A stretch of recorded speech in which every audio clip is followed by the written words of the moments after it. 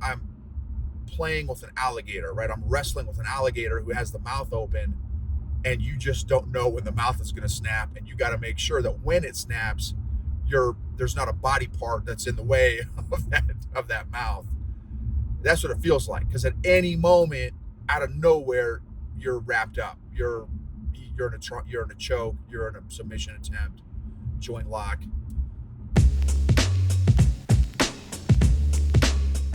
Welcome to the EQ Gangster podcast, where you will learn practical tools to grow your mental and emotional health and intelligence to be the best version of yourself, both at work and at home. It is real, raw, and transformational.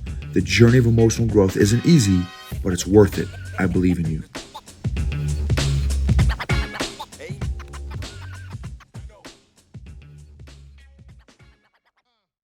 EQ Gangsters. So, just wrapped up my morning therapy at jiu-jitsu on the mats, and it was a very small class.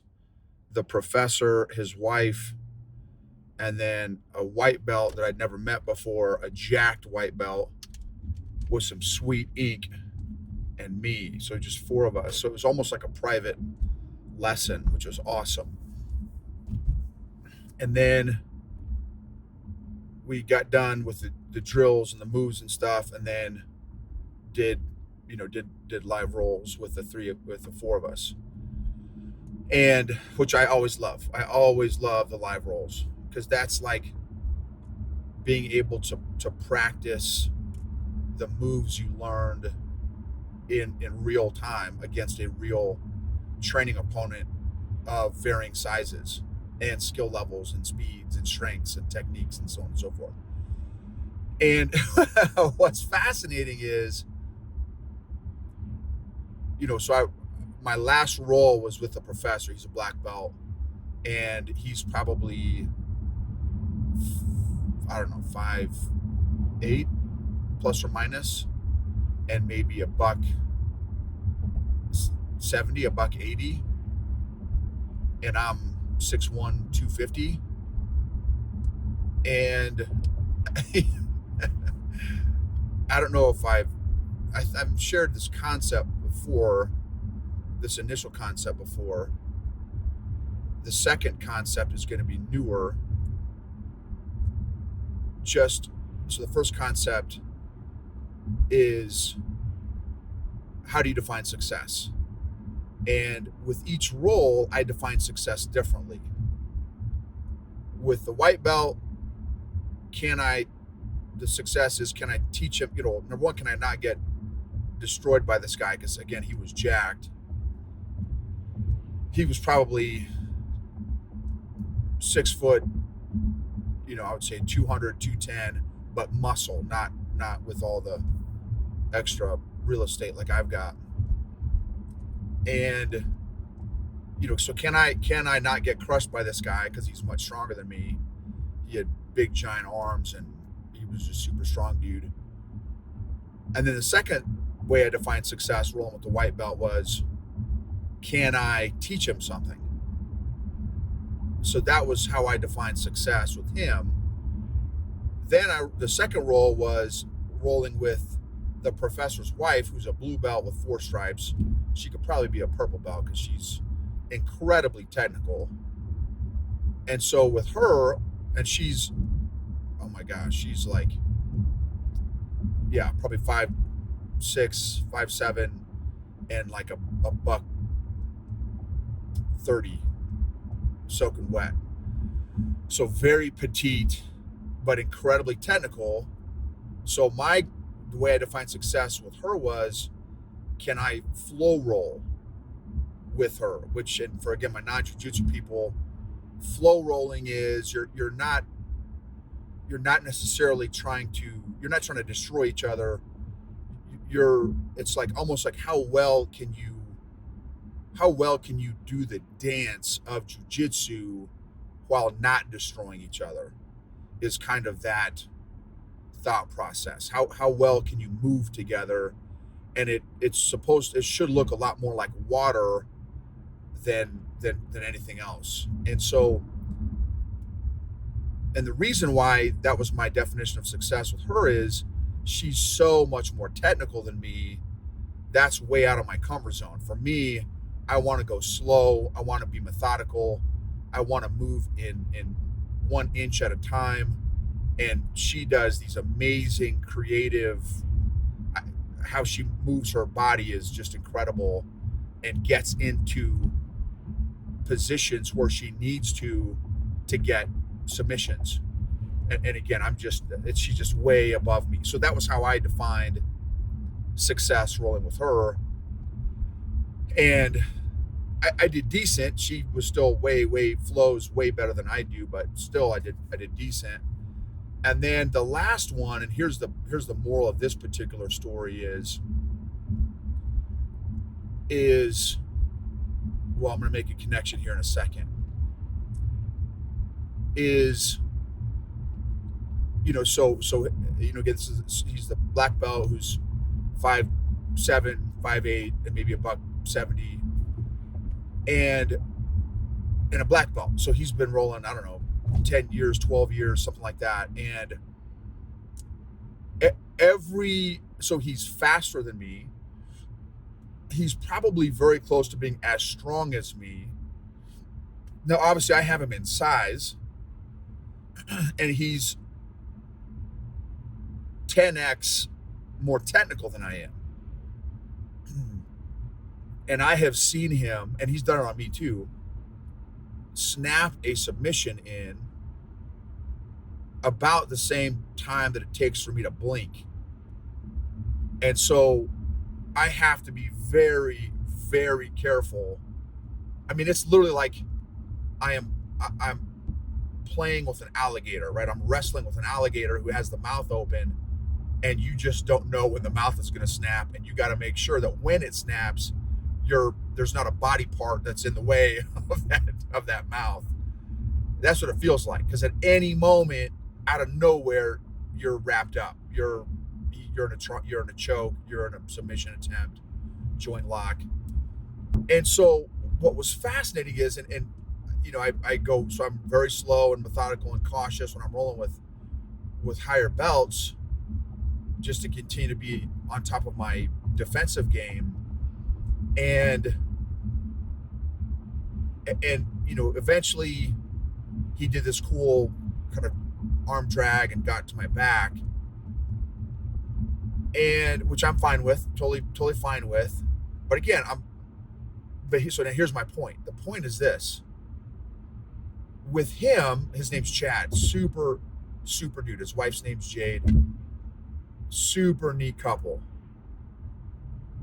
And rolling with Chad, I know that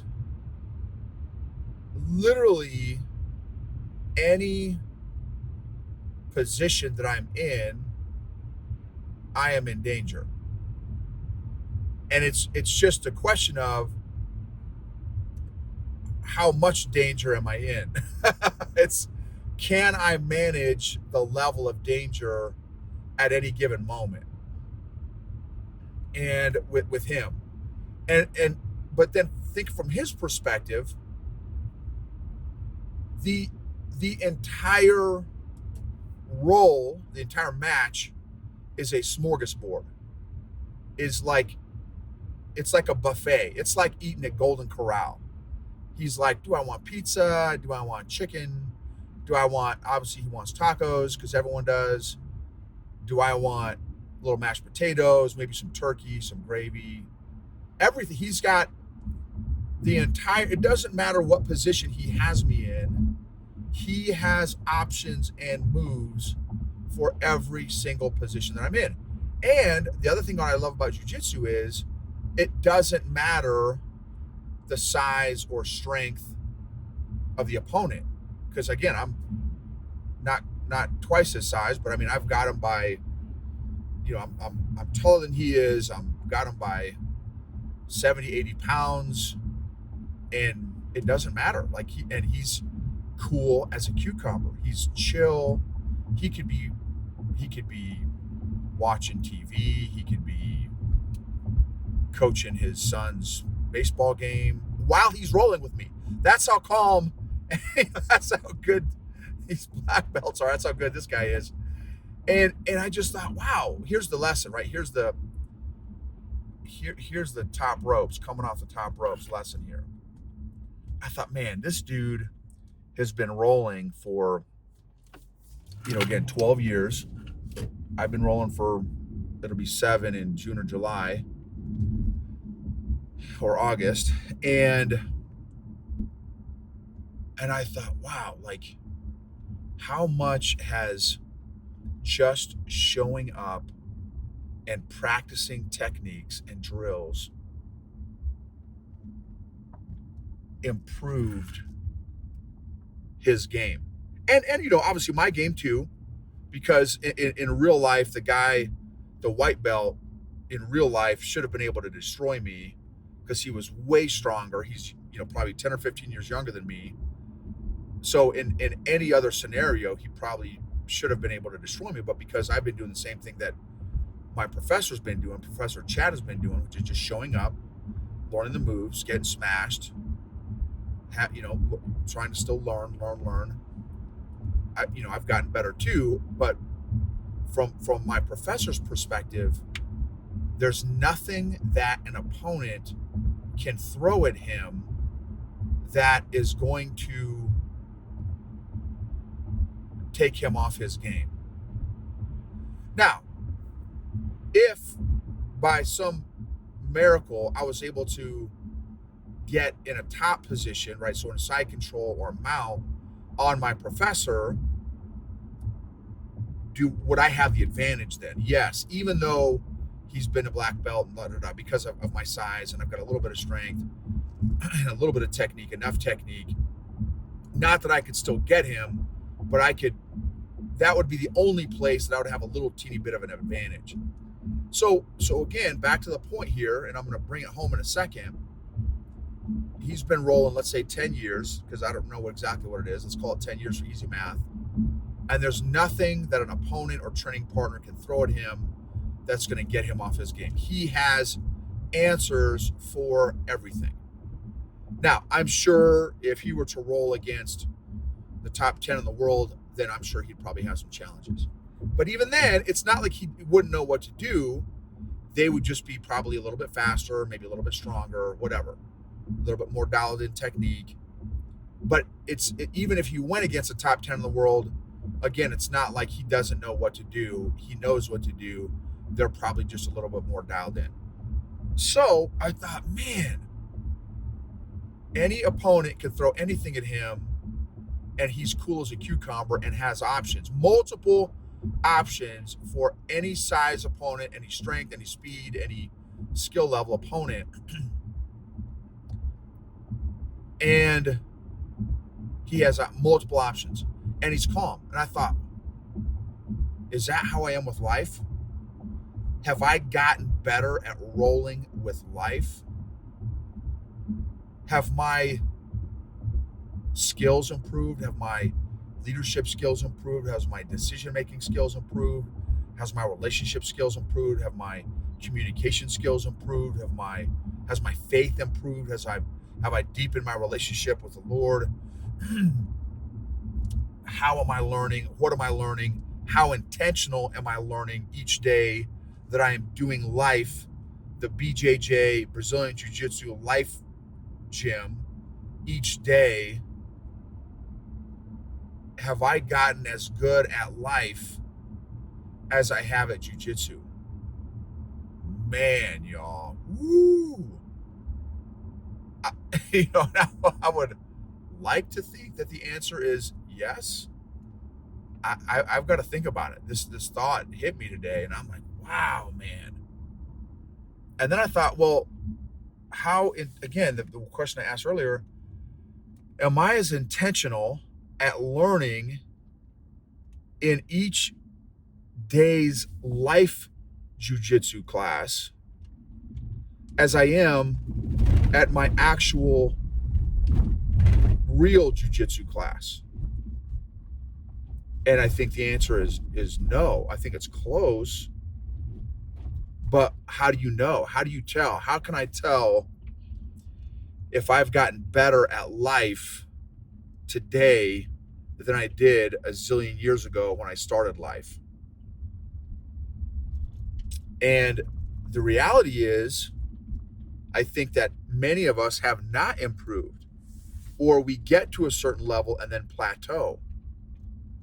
How can we get better at doing life? How can we have more intention around building skill sets and techniques and healing and growth in our faith, in our marriage, in our parenting, in our relationships, in our conflict, in our communication, in our decision making, in our finances, in our business, in our leadership, in our coaching, in our mentorship?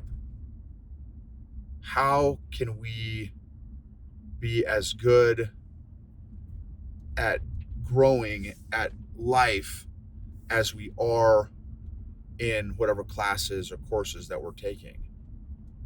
And that was the body slam for me. That was a body slam. So that's what I'm going to be chewing on. And what systems can I put in place? This is another massive one. What systems can I put in place so that I can know that I am getting better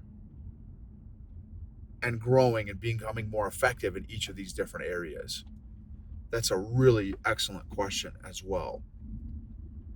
Emotionally healthy leaders, emotionally fit leaders create emotionally healthy and fit cultures and organizations, which lead to and create optimized and maximized results, outcomes, performance, and engagement.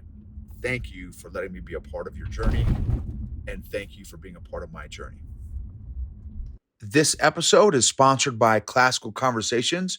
Since 1997, Classical Conversations has been equipping families like yours with the resources to homeschool with confidence, following a classical curriculum rooted in a Christ centered worldview alongside other families in a local community. Homeschooling is doable with Classical Conversations.